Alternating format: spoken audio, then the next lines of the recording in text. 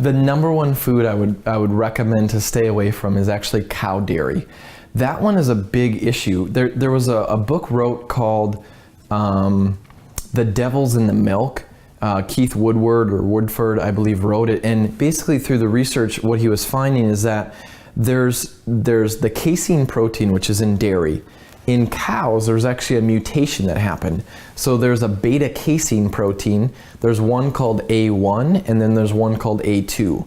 A1 is the mutated one that actually causes harm for us. A2 is actually fine. So when you look at beta casein protein, goat, sheep, they don't have this mutation. So they're only A2, beta casein protein, which is oftentimes why people do fine with goat dairy versus cow dairy, if they have sensitivities to cow dairy. But in the cow dairy, what happened is a mutation happened years ago.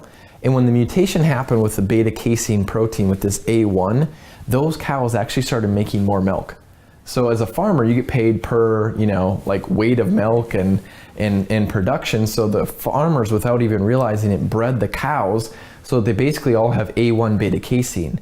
Well, to swing it back in here, research shows that there's basically a byproduct or a chemical in there, BCM7.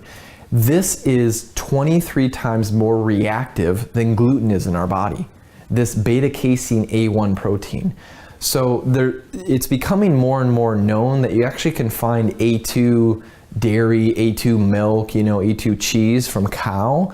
Not as much quite yet, but it's a safer bet, if you're going to consume dairy, to do more like the sheep and goat. So I really think if you're struggling with autoimmune issues, stay away from cow dairy, because the chances of, 99% of the cows out there have this A1 beta casein mutation, and it's so much more reactive than even gluten. And we know how much reaction can happen with gluten and autoimmunity.